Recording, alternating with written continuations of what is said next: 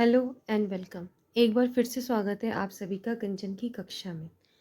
आज हम यहाँ पे हमारे आने वाला जो आप सभी को बताया कि आगामी जो एग्ज़ाम है अधिशासी अधिकारी और राजस्व निरीक्षक परीक्षक का, उसमें हमारी हिंदी 100 मार्क्स की आ रही है। ठीक है, तो आज मैंने आपको हिंदी से रिलेटेड कुछ क्वेश्चन दिए हैं जो वर्णमाला टॉपिक से हमारे रिलेटेड है।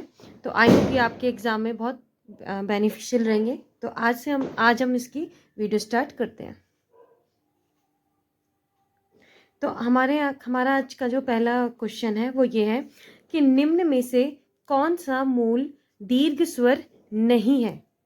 ठीक है, कौन सा हमारा मूल दीर्घ स्वर नहीं है। ऑप्शन ए ई, ऑप्शन बी आ, ऑप्शन सी उ या फिर ओ। ठीक है, तो अब यहाँ पे अगर हम देखते हैं कि जो दीर्घ स्वर होते हैं इनको भी हम क्या करते हैं, दो भागों में विभाजित करते हैं। ठीक है, पहला हो गया हमारा मूल दीर्घ। पहला कौन सा हो गया हमारा, मूल दीर्घ, और दूसरा हो गया हमारा संयुक्त दीर्घ। ठीक है, तो अब देखो मूल दीर्घ में जो हमारे स्वरों की जो संख्या होती है वो होती है हमारी 3 और संयुक्त में होती है हमारी 4। ठीक है, अब देखो मूल दीर्घ होते क्या है, मूल दीर्घ हमारे ऐसे स्वर होते हैं जो क्या होते हैं, एक जैसे होते हैं और जिनको हम जब जोड़ते हैं तो वो हमारा नया स्वर बनाते हैं। जैसे हमने बोला कि जो मूल स्वरों से बनता है वो मूल दीर्घ स्वर होते हैं। जैसे हमने बोला कि अ प्लस अ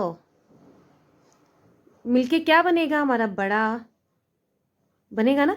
ठीक है, तो ये हमारा मूल दीर्घ स्वर हो गया। ठीक है, क्योंकि इसकी जो उत्पत्ति हुई है वो हमारे मूल स्वरों से हुई है। ठीक है, तो हमारे ये क्या हो गया, मूल दीर्घ स्वर। तो हमारे मूल दीर्घ स्वर कितने होते हैं, हमारे 3 होते हैं। पहला होता है बड़ा आ, एक होता है हमारी बड़ी ई और एक होता है हमारा बड़ा ऊ। ठीक है, इसी तरह दूसरा आता है हमारा संयुक्त दीर्घ स्वर। अब संयुक्त दीर्घ स्वर की संख्या हमारी कितनी होती है, 4 होती है। ठीक है, अब 4 होती है तो संयुक्त दीर्घ स्वर किससे बनते हैं, इसमें क्या होता है कि दो जो हमारे मूल स्वर होते हैं ना वो अलग अलग स्वरों से मिलके हमारा क्या बनता है, संयुक्त दीर्घ स्वर बनता है। ठीक है, जैसे इसका एग्जाम्पल है हमारा ए। ए की अगर हम बात करें तो ये किससे मिलके बना हुआ है, अ और ई से। ठीक है, तो देखो ये दोनों हमारे मूल स्वर तो हैं लेकिन ये क्या अलग अलग स्वर हैं और इन दोनों अलग अलग स्वरों से मिलके हमारा क्या बन गया है, एक संयुक्त दीर्घ स्वर बन गया है। ठीक है, तो इसकी और एग्जांपल क्या है, ए, आई, ओ और औ। ठीक है, तो यहां से हमें पता चलता है कि जो हमारे मूल दीर्घ स्वर होते हैं वो होते हैं हमारे 3, संयुक्त होते हैं हमारे 4। संयुक्त हमारे कौन कौन से होते हैं, ए, आई, ओ, औ।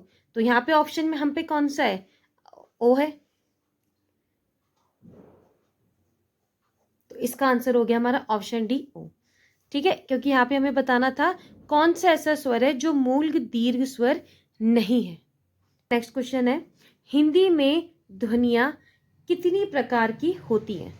ठीक है, अच्छा अब आपको पता है ध्वनि, ध्वनि को ही हम क्या कहते हैं, वर्ण कहते हैं। ध्वनि को ही हम क्या कहते हैं, वर्ण कहते हैं। ठीक है, और वर्णों की संख्या हमारी कितनी होती है, कितने प्रकार से होती है, 2 प्रकार से होती है ना। पहली कौन सी होती है, स्वर, और दूसरी क्या होती है हमारी, व्यंजन। ठीक है, तो इसका आंसर हमारा होगा ऑप्शन डी, 2। हमारे उसका थर्ड क्वेश्चन यहाँ पे ये है, निम्न में से कौन सा स्वर कंठ तालव्य है। कौन सा स्वर हमारा कौन सा है, कंठ तालव्य है, आ, औ, ए और बड़ी ई। ठीक है, तो इसको याद करने के लिए आपको यहाँ पे कुछ इस तरह से करना पड़ेगा। ठीक है, जैसे हमारा आपको पता है के टी एम डी ओ, हमारे जो होते हैं कौन से होते हैं हमारे, का वर्ग, च वर्ग, ट वर्ग, त वर्ग और प वर्ग। ठीक है, इस तरह से हमारा होता है। अब आपको याद करने के लिए यहाँ पे एक चीज देखिएगा, कंठे हमारे कौन से स्वर होते हैं, ये तो हमारे वो है ना कि क वर्ग के सारे जो होते हैं वर्ण होते हैं वो हमारे क्या होते हैं, कंठे होते हैं। च वर्ग के क्या होते हैं, तालव्य होते हैं। माँ वर्ग के, टा वर्ग के क्या होता है, मूर्धन्य होते हैं। ये तो इस टाइप से है। ठीक है, अब मैं आपको याद करने की वो बता रही हूँ, शॉर्ट ट्रिक बता रही हूँ। आपको इस तरह से यहाँ पे करना है कि क च ट त प है ना, इस तरह से आपने लिखा। अच्छा अब यहाँ पे आप वर्णमाला अपनी लिखी, पहले आता है अ आ। ठीक है, तो आपने लिख दिया ओ आ।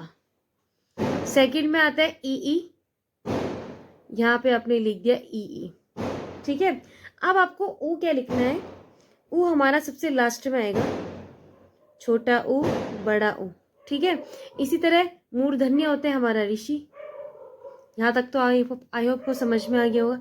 अब आपको एक देखना है, देखो शुरू के जो दो हैं, कंठ्य प्लस तालव्य, इन दोनों को अगर हम जोड़ेंगे तो हमें क्या कौन सा मिलेगा? ए और आई। ठीक है, इसी तरह अगर मैं इस कंठ्य में ये वाला जोड़ दूं ओष्ठ्य, तो हमें यहाँ पे क्या मिलेगा? ओ और औ। ये मैं आपको इसलिए बता रही हूँ क्योंकि एक दो बार जब हम इस चार्ट को बनाते हैं तो चीज़ें हमारे माइंड में छप जाती हैं। ठीक है, तो आपको ये चार्ट, हम जितनी चीज़ों को हम किसी डायग्राम या किसी चार्ट से पढ़ने का अगर करेंगे, कोशिश करेंगे, तो हमें उतनी जल्दी वो समझ में आ जाती है। तो अगर आपको याद है तो आई होप आपको याद होगा, तो बहुत अच्छी बात है। अगर आपको इसे याद करने की कोशिश कर रहे हैं तो प्लीज़ इस तरह से भी करिए, मुझे लगता है कि आपको इससे बहुत आसानी होगी। ठीक है, तो अब इस चार्ट से देखो, हमने क्या देखा कि कंठ्य प्लस तालव्य कौन से हमारे स्वर हैं? ए और आई। ठीक है, तो यहाँ पे ऑप्शन में हमारा कौन सा है? ए, तो इसका आंसर कौन सा आ गया? ठीक है, नेक्स्ट क्वेश्चन नंबर 4 हमारा यहाँ पे ये है कि हिंदी भाषा की सबसे छोटी इकाई कौन सी है? तो हिंदी भाषा की सबसे छोटी जो हमारी इकाई है वो कौन सी होती है? वर्ण या ध्वनि। अभी बताया था कि वर्ण को ही हम क्या कहते हैं? ध्वनि कहते हैं। ठीक है, तो वर्ण या ध्वनि। अब अगर एग्जाम में हमसे इस तरह से पूछा जाए कि अर्थ के आधार पर भाषा की सबसे मूल सार्थक इकाई कौन सी है, तो अर्थ के आधार पर हमारी जो मूल और सार्थक इकाई है वो होती है हमारी शब्द। वो क्या होती है? हमारी शब्द। शब्द कब होती है? हमारी अर्थ के आधार पर। ये होती है हमारी अर्थ के आधार पर। ठीक है, इसी तरह अगर अब हमसे अगर एग्जाम में पूछा जाए कि बताइए प्रयोग के आधार पर हमारी भाषा की सबसे मूल या सार्थक इकाई कौन सी है, तो प्रयोग के आधार पर हमारी कौन सी है? वाक्य। ठीक है, क्योंकि देखिए ना, जब कोई हम वाक्य बनाते हैं, पूरा वाक्य बना, तभी तो उसका भाषा के उसमें कहीं यूज कर पाते हैं। ठीक है, तो प्रयोग के आधार पर कौन सी? वाक्य है। अर्थ के आधार पर कौन सी? शब्द है। और वैसे हिंदी की भाषा की सबसे छोटी मूल इकाई बोलो, सार्थक इकाई बोलो, वो सब हमारी कौन सी है? यहाँ पे वर्ण होती है। ठीक है, नेक्स्ट क्वेश्चन हम आगे देखते हैं। हिंदी भाषा में कितने स्वर होते हैं? अब हिंदी भाषा में यहाँ पे कितने स्वर होते हैं? 11। ठीक है, अब आपको यहाँ पे एक दो चीज ध्यान रखनी है।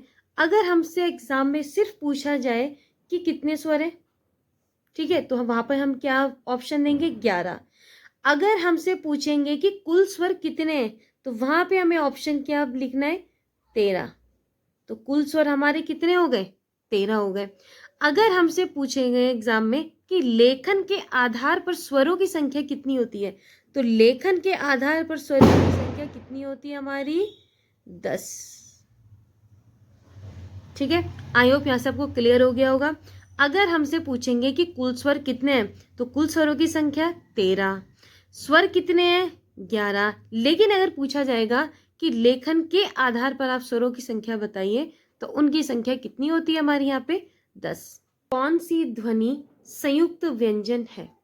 ठीक है, संयुक्त व्यंजन यहाँ पे कौन सा होगा? जहाँ पे क्या होंगे? दो व्यंजन आपस में क्या हो जाएंगे? हमारे ऐड करके एक नया व्यंजन बनाएंगे, वो हमारा संयुक्त व्यंजन हो गया। ठीक है, तो यहाँ पे हमारा ऑप्शन क्या है? ये क्य।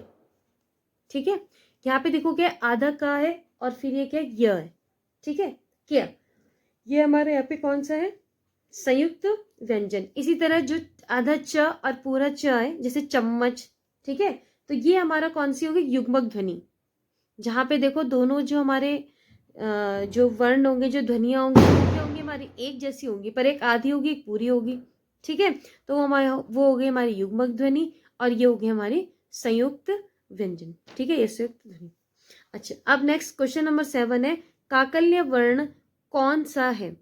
इसमें ऑप्शन है हमारा स, य, ण, य, ह। तो ये आप सभी को पता होगा कि काकल्य वर्ण हमारा कौन सा होता है? ह होता है। ह को हम क्या कहते हैं? काकल्य वर्ण भी कहते हैं। ठीक है, क्वेश्चन नंबर 8 है, निम्न में से किन वर्णों को घोष या फिर सघोष कहा जाता है? ठीक है, तो इसमें ऑप्शन है पहला या दूसरा, मतलब वर्णमाला के हमारा जो पहला क्रम है, या दूसरा वाला दूसरे वर्ण के सारे अक्षर, फिर तीसरा हमारा तीसरा, चौथा, पांचवा, ठीक है, या दोनों, या इनमें से कोई नहीं। तो आप एक बार याद रखना कि जो हमारे सघोष व्यंजन जो होते हैं वो हमारी वर्णमाला के कौन से उसके अक्षर होते हैं? तीसरा, चौथा और पांचवा, ठीक है। इसमें जो हमारे अक्षर होते हैं, जैसे का वर्ग है, तो का वर्ग का जो तीसरा अक्षर है वो कौन सा है? तीसरा वर्ण हमारा कौन सा है? कौन सा होगा? क ख ग होगा ना, तो ग हमारा क्या हो गया? सघोष हो गया, ठीक है। तो इस तरह से, तो सघोष के लिए आप याद रखेंगे कौन सा वो होता है? 3, 4, 5, ठीक है। अगर हमसे क्वेश्चन में पूछा जाएगा अघोष कि अघोष बताइए, अघोष वर्ण बताइए, ठीक है, तो अघोष वर्ण होते हैं हमारे 1 और 2, 1 और 2 अघोष वर्ण होते हैं, और सघोष क्या होते हैं हमारे? 3, 4, 5, ठीक है। प्रत्येक वर्ग का तीसरा, चौथा, पांचवा वर्ण। अघोष क्या होता है? प्रत्येक वर्ग का पहला और दूसरा वर्ण, ठीक है। ये आपको समझ में आ गया होगा। तो इस ऑप्शन से हमारा कौन सा ऑप्शन सही होता है? सारे ऑप्शनों में से ऑप्शन नंबर बी, 3, 4 और 5। नेक्स्ट क्वेश्चन नंबर 9 है, हिंदी व्याकरण के पाणिनि किसे कहा जाता है, या कहा जाता है, किसे कहा जाता है? Option number 1 Kishoridas Vajpeyi, option number B Kamta Prasad Guru, option number 3 Mahavir Prasad Dwivedi, option number 4 Ram Avtar Sharma. तो हमारे यहाँ पे इसके जो पाणिनि कहे जाते हैं हिंदी व्याकरण के, वो कहे जाते हैं कामता प्रसाद गुरु, ठीक है। का लास्ट क्वेश्चन है, किन वर्णों के योग से त्र किन वर्णों के योग से बनता है? अब देखिए, त्र हमारा क्या है? संयुक्त व्यंजन है, ठीक है। आपको पता है संयुक्त व्यंजन हमारे कितने होते हैं? 4 होते हैं। त्र हमारा किस चीज से मिलके बनता है? तो त्र हमारा जो बनता है वो बनता है हमारा त और र से। किससे मिलके बनता है हमारा? त और र से। अब देखो त और र भी कौन सा वाला? ये वाला, ठीक है, जिसमें त होता है हमारा आधा और र हमारा होता है पूरा, ठीक है। तो ये हमारा कौन सा हो गया? त्र, ठीक है। तो आई होप आपको ये वीडियो, इस वीडियो से कुछ बेनिफिट मिला होगा। इस वीडियो से रिलेटेड आपको काफ़ी क्वेश्चन समझ में आ गए होंगे, और ये सीरीज़ हमारी आगे भी ऐसे ही चलती रहेगी। प्लीज़ मेरे चैनल को लाइक कीजिए, सब्सक्राइब कीजिए, अपने स्टडी ग्रुप में इसे शेयर कीजिए, और आगे की वीडियो देखने के लिए हमारे चैनल के साथ बने रहिए। कंचन की कक्षा। Thank you for watching.